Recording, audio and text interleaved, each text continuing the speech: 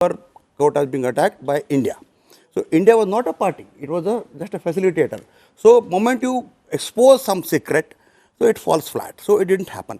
But now, having learned that lesson, they just don't want any country in that region to possess nuclear bomb because their survival is at stake. That's why they're doing it. But Chambi sir ಹೇಳ್ತಾ ಇದ್ದಾಗೆ ಈಗ ಎಲ್ಲೂ ಕೂಡ Iran nuclear weapon ನ ಮಾಡೋ ಹತ್ರಕ್ಕೂ ಹೋಗಿರ್ಲಿಲ್ಲ ಅನ್ನೋ ಇನ್ಫಾರ್ಮೇಶನ್ಗಳು ಬಂದ ಮೇಲೂ ಕೂಡ ಇಸ್ರೇಲ್ ಇಷ್ಟೊಂದು ಕಾನ್ಶಿಯಸ್ ಆಗಿ ಅದರಲ್ಲೂ ಇಷ್ಟು ದೊಡ್ಡ ಪ್ರಮಾಣದಲ್ಲಿ ಯುದ್ಧ ಸಾರೋ ಪರಿಸ್ಥಿತಿಗೆ ಯಾಕೆ ಹೋಯ್ತು ಅಂತ ಹೇಳಿ. ಅದಕ್ಕೆ ಒಂದೇ ಎರಡೇ ಸೆಂಟೆನ್ಸ್ ಹೇಳ್ಬಿಡ್ತೀನಿ. ಕೆಲವೊಂದಷ್ಟು information which is private to the neighbor is not known to us, and it will not be available in open domain. And America tried to contain them through the International Nuclear Energy Commission and all that, but the clandestinely they enriched uranium up to 60%, and they were going critical. There's something called critical mass. You have to enrich uranium to the grade of 70, 75 to 80%, then only it will become fissile material.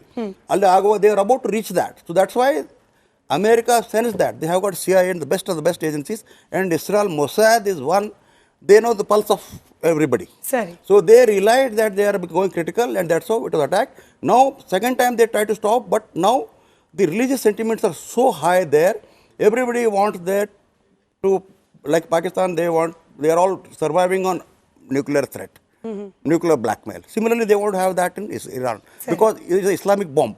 So they didn't want this bomb to develop, and that's the reason Israel attacked. ಸರಿ, ಸಫಾನ್ ಅವರೇ, ಈ ನಾನು ಕಾರ್ಯಕ್ರಮದ ಪ್ರಾರಂಭದಲ್ಲಿ ಹೇಳ್ತಾ ಇದ್ದೆ, ಈ on ground ಯುದ್ಧ ಎಷ್ಟು ಜೋರಾಗಿ ನಡೀತಾ ಇದೆಯೋ ಬ್ಯಾಟಲ್ ಆಫ್ ನರೇಟಿವ್ಸ್ ಕೂಡ ಅಷ್ಟೇ ಜೋರಾಗಿ ನಡೀತಾ ಇದೆ ಅಂತ ಹೇಳಿ. ಸಾಕಷ್ಟು ಫೂಟೇಜಸ್ ಅಂದ್ರೆ ವಿಡಿಯೋಗಳು ಸಾಮಾಜಿಕ ಜಾಲತಾಣದಲ್ಲಿ ಬರ್ತಾ ಇರುತ್ತೆ, ನಮ್ಮ ಮೀಡಿಯಾ ಹೌಸಸ್ ಕೂಡ ಸಿಗ್ತಾ ಇರುತ್ತೆ. ಆದ್ರೆ ವಾಸ್ತವವಾಗಿ ಕಂಡೀಷನ್ ಹೇಗಿದೆ ಅಂತ ಹೇಳಿ ಅಲ್ಲಿದ್ದ ತಮ್ಮಂತವರಿಂದ ಮಾತ್ರ ಮಾಹಿತಿ ಖಚಿತವಾಗಿ ಸಿಗ್ಲಿಕ್ಕೆ ಸಾಧ್ಯ. ನಮಗೆ ದೃಶ್ಯಗಳಲ್ಲಿ ಏನ್ ಕಾಣ್ಲಿಕ್ಕೆ ಸಿಗ್ತಾ ಇದೆ ಅಷ್ಟೇ ತೀವ್ರವಾಗಿ ಇದೆಯಾ ಯುದ್ಧದ ಪರಿಣಾಮಗಳು?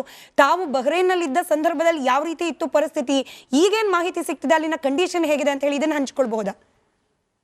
S, definitely madam. ಆಕ್ಚುಲಿ ನಾವು ಅದನ್ನೆಲ್ಲ ಕಣ್ಣಾರೆ ಕಂಡವರು. ಇಲ್ಲಿ ಇವಾಗ ಟಿವಿ ಚರ್ಚೆಯಲ್ಲಿ ಅವರು ಮಾತನಾಡಿರೋದು ಸರಿಯಾಗಿ ಇದೆ. ಯಾವ ತರ ಅಮೆರಿಕದ ಒಂದು ಬಾಲಿಶತನ ಏನೋ ಅವರು ವಿಶ್ವದಲ್ಲಿ ಅವರದೇ ಆದಂತಹ ಒಂದು ದೊಡ್ಡನನ್ನಾಗಿ ಮೆರೆಬೇಕು ಅನ್ನುವಂತ ಅವರ ಇದು. ಸೊ ಆಕ್ಚುಲಿ ಇದರಲ್ಲಿ ನಾನಿವಾಗ ಬಹ್ರೈನ್ ನಲ್ಲಿ ಲಾಸ್ಟ್ ಒಂದು 2 days ಬ್ಯಾಕ್ ನಾನು ಬಂದಿರೋದು. ಅದು ಬಂದ ಒಂದು ಪರಿಸ್ಥಿತಿ ನೋಡಿದ್ರೆ ನಿಮ್ಗೆ ಅಯ್ಯೋ ಅನಿಸ್ಬಹುದು. ಒಂದು ಸ್ವಿಫ್ಟ್ ಕಾರ್ ತೆಗೆಯುವಷ್ಟರ ಮಟ್ಟಿಗೆ ಖರ್ಚು ಮಾಡಿ ಬಂದಿರೋದು ಇಲ್ಲಿಗೆ. ಅಂದ್ರೆ ಬರ್ಲೇಬೇಕಿತ್ತು. ನನ್ಗೆ ಬಹ್ರೈನ್ನ ಪರಿಸ್ಥಿತಿ ಇನ್ನು ಯಾವ ತರ ಆಗ್ಬಹುದು, ಎಲ್ಲಿ ತನಕ ತಲುಪಬಹುದು ಅನ್ನುವಂತ ಒಂದು ಕ್ಲಾರಿಟಿ ಇಲ್ಲ. ಆಕ್ಚುಲಿ ಬಹ್ರೈನ್ನ ವಾಯು ಪ್ರದೇಶ ಸಂಪೂರ್ಣವಾಗಿ ಏರ್ಪೋರ್ಟ್ ಅನ್ನು ಮುಚ್ಚಿದ್ದಾರೆ ಅವರು. ಸೊ ನಾನು ಸೌದಿ ಅರೇಬಿಯಾಗೆ ಬಂದು ಅಲ್ಲಿಂದ ಕೇರಳಕ್ಕೆ ಇರುವಂತಹ ಒಂದು ಫ್ಲೈಟ್ ಅಲ್ಲಿ ಬಂದಿರೋದು. ಓಕೆ, ಅದೇನಿರ್ಲಿ. ಆಕ್ಚುಲಿ ಈ ಒಂದು ಯುದ್ಧದ ಬಗ್ಗೆ ಹೇಳುದಿದ್ರೆ, ಅಮೆರಿಕ ಇಸ್ರೇಲ್ ಇರಾನ್ನ ವಿರುದ್ಧ ಮಾಡಿರುವುದರಲ್ಲಿ ಒಂಥರ ಸಂಪೂರ್ಣವಾಗಿ ಒಂದು ಜಗತ್ತಿನ ಮುಂದೆ ಮಂಡಿಯೂರಿದೆ ಅಂತ ಹೇಳ್ಬೋದು. ಯಾಕೆಂದ್ರೆ ಈ ಅಮೆರಿಕದವ್ರಿಗೂ ಕೂಡ ಇಷ್ಟೊಂದು ಇರಾನ್ ಈ ತರದಲ್ಲಿ ತೀವ್ರವಾಗಿ ದಾಳಿ ನಡೆಸಬಹುದು ಅನ್ನುವಂತ ಅವರಿಗೆ ಏನು ಪರಿಜ್ಞಾನ ಇರಲಿಲ್ವಾ, ಅಥವಾ ಒಂಥರ ಕೈ ಸುಟ್ಟುಕೊಂಡಿದ ಅನ್ನುವಂತ ಬಗ್ಗೆ ನಾವು ಆಲೋಚಿಸಬೇಕಾಗಿದೆ. ಯಾಕೆಂದ್ರೆ ನಾನು ಬಹ್ರೈನ್ ನಲ್ಲಿರುವಾಗ ಆಕ್ಚುಲಿ ನೀವು ನೋಡಿ, ಈ ಅರಬ್ ಕಂಟ್ರಿಗಳು ಮಾಡಿದಂತಹ ದೊಡ್ಡ ತಪ್ಪು ನೋಡಿ. ಆಕ್ಚುಲಿ ಅರಬ್ ಕಂಟ್ರಿಗಳ ಹತ್ರ ನಿಮ್ಗೆಲ್ಲ ಗೊತ್ತಿರುವ ಹಾಗೆ ಬಹಳಷ್ಟು ರಿಚ್ನೆಸ್ ಇರುವಂತಹ ಕಂಟ್ರಿ. ಆಕ್ಚುಲಿ ಅವ್ರು ಮಾಡಿರುವಂತಹ ತಪ್ಪು ನೋಡಿ, ಅವರು ಈ ಅಮೆರಿಕ ದೇಶದವರಿಗೆ ಸೇನಾ ನೆಲೆಗಳನ್ನು ನೀಡಿರೋದು. ಯಾಕೆಂದ್ರೆ ಒಂದು ಅವರಿಗೆ ಏನಾದ್ರೂ ವಿಶ್ವದಲ್ಲಿ ಏನು ಯುದ್ಧ ಮಾಡ್ಬೇಕಿದ್ರೆ ಅಲ್ಲಿಂದ ಅವರು ಏನು ದಾಳಿ ಮಾಡ್ತಾರೆ. ಎರಡನೇದಾಗಿ ಅವರು ಎಲ್ಲೆಲ್ಲಿ ಕಂಟ್ರಿಗಳಲ್ಲಿ ಅವರ ಬೇಸ್ ಇದೆ, ಸೇನಾ ನೆಲೆಗಳಿದೆ, ಆ ಕಂಟ್ರಿಯನ್ನು ಅವರು ಸೇಫ್ ಮಾಡ್ತಾರೆ ಅನ್ನುವಂತ ಏನು ಅವರ ಬಾಂಡಿಂಗ್ ಮುಖಾಂತರ ಅವ್ರು ಕೊಟ್ಟಿರೋದು. ಆಕ್ಚುಲಿ ಇವಾಗ ಬಹ್ರೈನ್ಗೆ ಕೂಡ ಬಹ್ರೈನ್ ನಲ್ಲಿ ಅಮೆರಿಕ ಸೇನಾ ನೆಲೆಗಳನ್ನು ಅವರನ್ನು ಸಾಕುವುದು ಯಾರಂದ್ರೆ ಬಹ್ರೈನ್ನ ಗೌರ್ಮೆಂಟ್ ಅಲ್ಲಿನ ಸೋಲ್ಜರ್ಸ್ ಗಳಿಗಾಗಿರ್ಬೋದು, ಅಲ್ಲಿನ ಎಲ್ಲಾ ಖರ್ಚು ವೆಚ್ಚಗಳನ್ನ ನೋಡುದು. ಯಾಕೆಂದ್ರೆ ಸಿಂಪ್ಲಿ ರೀಸನ್, ಆ ಕಂಟ್ರಿಗೆ ಪ್ರೊಟೆಕ್ಟಿವ್ ಯಾರಂದ್ರೆ ಇದು ಅಮೆರಿಕನ್ ಏನು ಸೇನಾ ನೆಲೆಗಳು, ಅಮೆರಿಕನ್ ಸೋಲ್ಜರ್ಸ್.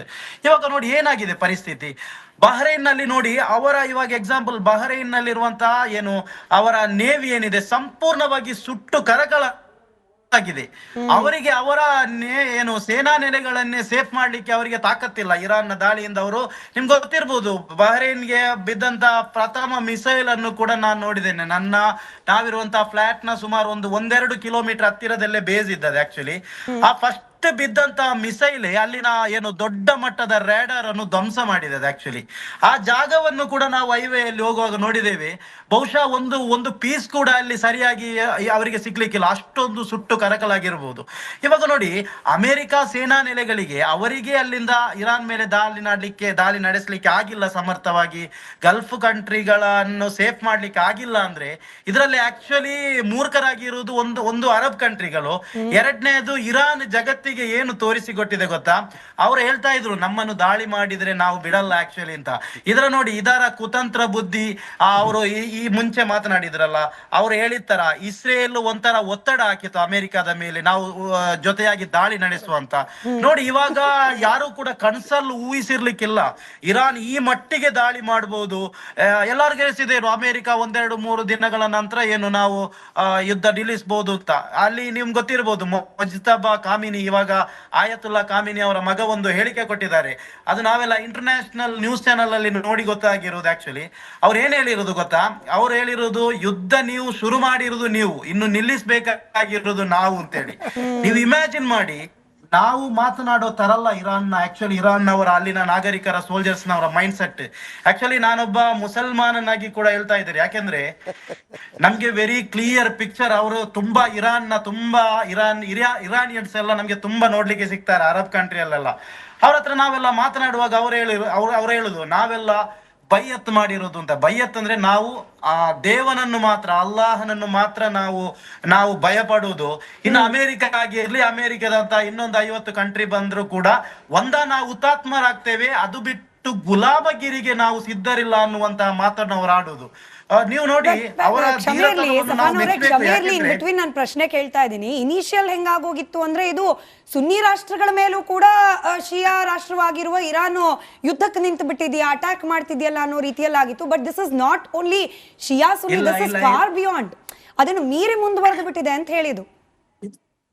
ಇಲ್ಲ, ಇದು ಆಕ್ಚುಲಿ ನೋಡಿ, ಇದುವರೆಗೂ ನಾನು ಹೇಳಿದೆ ಬಹ್ರೈನ್ನಲ್ಲಿ ಸುಮಾರು 2 ವಾರದಿಂದ ಅವರು ದಾಳಿ ನಡೆಸ್ತಾ ಇದ್ದಾರೆ. ಇದುವರೆಗೂ ಅವರು ದಾಳಿ ನಡೆಸಿರುವುದರಲ್ಲಿ ಯಾವುದೇ ಅಪ್ಪಿತಪ್ಪಿ ಕೂಡ ಜನವಸತಿ ಇರುವಂತಹ ಪ್ರದೇಶಕ್ಕೆ ಅವರಿಂದ ಒಂದೇ ಮಿಸೈಲ್ ಕೂಡ ಅವರ ಮಿಸೈಲ್ ಹಾನಿ ಮಾಡಿಲ್ಲ. ಅದನ್ನು ನಾವು ಕರೆಕ್ಟ್ ಆಗಿ ಅರ್ಥ ಮಾಡ್ಕೊಳ್ಬೇಕು. ಬಹ್ರೈನ್ನಲ್ಲಿ ನೋಡಿ, ಸಾವಿರಾರು ಗಗನಚುಂಬಿ ಕಟ್ಟಡಗಳಿದೆ, 5 ಸ್ಟಾರ್ ಹೋಟೆಲ್ಗಳಿದೆ. ಅವರು ದಾಳಿ ಮಾಡಿರುವ ಹೋಟೆಲ್ಗಳ ಬಗ್ಗೆ ಅದನ್ನೇ ನಮ್ಗೆ ಇಮಿಡಿಯೇಟ್ಲಿ ಮಾಹಿತಿ ಸಿಗ್ತದೆ ಬಹ್ರೈನ್ನ ಅಧಿಕೃತ ನ್ಯೂಸ್ ಚಾನೆಲ್ಗಳಿಂದ. ಅಮೆರಿಕನ್ಸ್ ಅಲ್ಲಿ ನೆಲೆಸಿದ್ದಾರೆ, ಅಮೆರಿಕನ್ಸ್ ನ ಅವರು ಸೋಲ್ಜರ್ಸ್ ಇದ್ದಾರೆ ಅನ್ನುವಂತ ಮಾಹಿತಿ ಅವರಿಗೆ ಅಲ್ಲಿಂದಲೇ ಸಿಗುತ್ತೆ. ಅದು ಇರ್ಬೋದು, ಆ ಕಂಟ್ರಿ ಒಳಗಡೆ ಕೂಡ ನಿಮ್ಗೆ ಗೊತ್ತಿರ್ಬೋದು. ನಾನಿರುವಂತಹ ಕಂಟ್ರಿ ಒಳಗಡೆ ಕೂಡ ಮೆಜಾರಿಟಿ ಶಿಯಾಗಳಿರೋದು. ಅಂದ್ರೆ ಅವರು ಮೂಲತಃ ಅವರು ತುಂಬಾ ಇಷ್ಟಪಡುವಂತಹ ರಾಷ್ಟ್ರ, ಅವರ ರಾಷ್ಟ್ರ ಇರಾನ್ ದೇಶ. ನೋಡಿ, ಅಲ್ಲಿ ಇದುವರೆಗೂ ಕೂಡ ಮತ್ತೆ ಈ ಅಮೆರಿಕದ ಇಸ್ರೇಲ್ ನ ಒಂದು ಉದ್ದೇಶ ಏನ್ ಗೊತ್ತಾ? ಈ ಯುದ್ಧವನ್ನು ಗಲ್ಫ್ ರಾಷ್ಟ್ರಗಳಿಗೆ ಇರಾನ್ ದಾಳಿ ಮಾಡುವಾಗ ಇದನ್ನು ಶಿಯಾ ಸುನ್ನಿ ತರ ಮಾಡಿ, ಆ ತರ ಏನು ಅರಬ್ ಕಂಟ್ರಿಗಳಿಂದ ಇರಾನ್ಗೆ ಅಟ್ಯಾಕ್ ಮಾಡೋ ತರ ನಮ್ಗೆ ಮಾಡಬಹುದು ಅನ್ನುವಂತ ಒಂದು ದುರುದ್ದೇಶ ಇತ್ತು. ಆಕ್ಚುಲಿ ಅದು ಇಲ್ಲಿ ಫಲಿಸ್ಲಿಲ್ಲ. ನಿಮ್ಗೆ ಗೊತ್ತಿರ್ಬೋದು, ಇಲ್ಲಿ ಒಂದು ಇಂಪಾರ್ಟೆಂಟ್ ವಿಷಯ, ಗಲ್ಫ್ ಅರಬ್ ದೇಶದ ಯಾವ ದೇಶಗಳು ಕೂಡ ಅಮೆರಿಕಾಗೆ ಅನುಮತಿಯನ್ನು ನೀಡಿಲ್ಲ ಯುದ್ಧಕ್ಕೆ.